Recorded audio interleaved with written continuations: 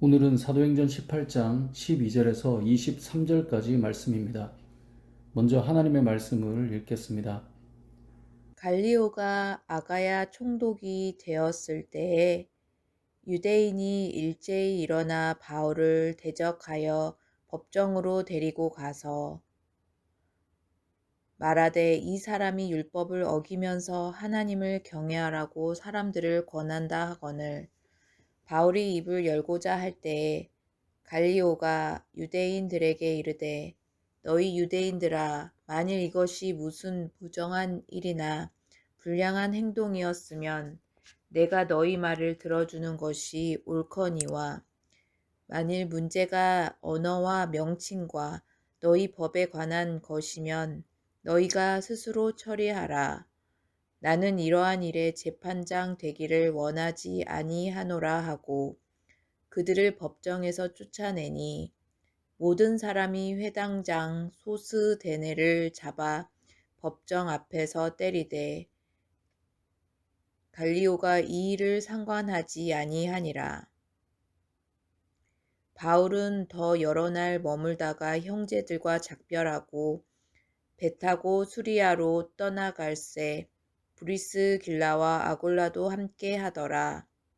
바울이 일찍이 서원이 있었으므로 겐그레아에서 머리를 깎았더라.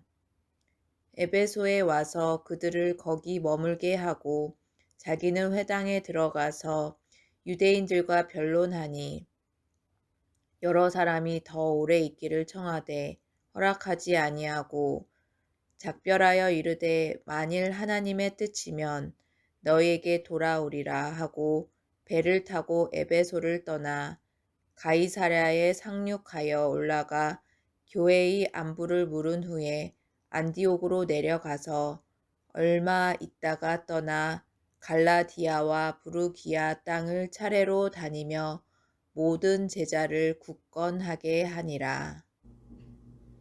어제 말씀을 통해 우리가 알 수 있는 것은 하나님께서 사람들을 붙여주심으로 우리를 위로하시고 힘을 주신다는 것이었습니다. 살아가면서 뜻밖의 시간에 뜻밖의 장소에서 생각지도 못한 연락이나 만남을 통해 우리는 힘을 얻기도 하고 위로를 받기도 하지 않습니까? 사도 바울도 그랬던 것이죠. 하지만 어제 말씀은 사람들로부터 위로를 받는 바울로 끝나는 것이 아니라 하나님의 위로로 끝이 납니다. 그게 10절 말씀인데요. 내가 너와 함께 있음에 어떤 사람도 너를 대적하여 해롭게 할 자가 없을 것이니 이는 이 성중에 내 백성이 많음이라. 아멘. 무슨 말씀입니까? 내가 너와 함께 하겠다 이 말이에요.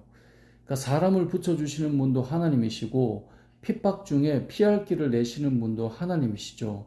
그렇게 하나님의 말씀에 힘입어 담대하게 1년 6개월을 머물며 말씀을 가르쳤던 것입니다. 우리의 인생에 도움이 되는 사람을 만나는 것은 복입니다. 하지만 이 만남을 이끄시는 분은 하나님이시죠. 우리의 삶에 좋은 환경이 열리는 것도 복입니다. 그것 역시 하나님께서 하시는 일입니다. 주의 복음을 위해 살던 바울에게 하나님께서 말씀하셨죠. 내가 너와 함께 있음에 어떤 사람도 너를 대적하여 해롭게 할 자가 없을 것이다.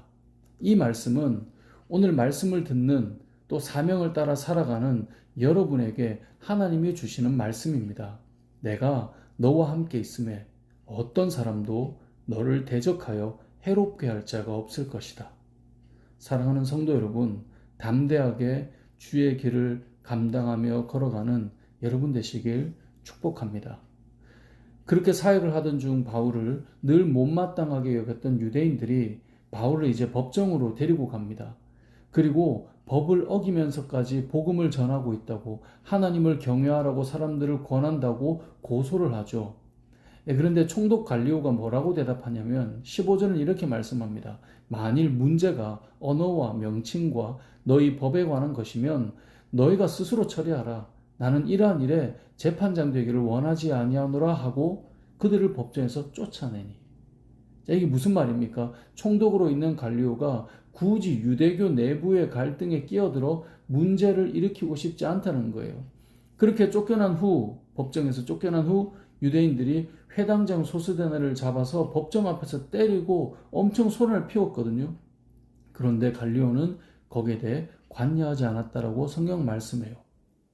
성경을 읽다 보면 세상 권세를 잡은 사람들이 등장하는데요. 잘 보면 그들의 선택이나 그들의 행동이나 말을 보면 그들은 늘 자신의 이익을 위해 움직이는 것을 볼 수 있습니다. 철저하게 자신의 정치적 이익을 추구하지 그 이상도 그 이하도 아님을 볼 수 있어요. 저는 이 부분은 오늘날도 마찬가지라고 생각합니다. 여러분들이 어떤 정치인을 좋아하고 또 어떤 정당을 지지하든 간에 그들이 하나님의 편에 서 있다거나 그들이 절대 선이라고 하는 개념을 가진다는 것은 바람직하지 않다라는 거예요. 우리에게 절대적인 것은 오직 하나님과 하나님의 말씀인 것이고, 그래서 이것을 기준으로 삼아서 어떤 법안이나 정치적 옳음을 추구해야 되는 것이지, 내가 아무리 좋아하는 인물이라도 하나님의 뜻과 다르다면 그 부분은 우리가 단호하게 NO라고 말할 수 있어야 한다는 것입니다. 우리는 세상 권세를 따르는 자들이 아니라 하나님과 하나님의 뜻이 온전히 펼쳐지기를 원하는 자들이기 때문에 그렇습니다. 이 부분을 꼭 우리가 기억했으면 좋겠습니다. 말씀을 맺겠습니다. 오늘 말씀에서 두 가지를 기억합시다. 하나님께서 우리에게 맡기신 사명을 따라 살아갈 때 하나님은 우리에게 말씀하십니다. 내가 너와 함께 있음에 어떤 사람도 너를 대적하여 해롭게 할 자가 없을 것이다. 사랑하는 성도 여러분, 담대하시길 바랍니다. 하나님이 여러분과 함께 하시기에 어떤 사람도 여러분을 대적해서 해롭게 할 자가 없을 것입니다. 하나님이 만남의 복을 주실 것이고 상황을 열어주실 것이고 하나님께서 길을 만드실 것입니다. 그렇기 때문에 하나님을 신뢰하고 담대하시길 바랍니다.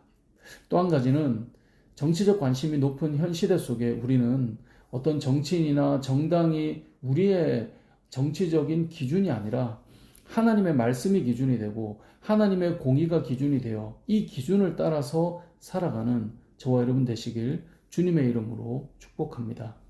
아멘.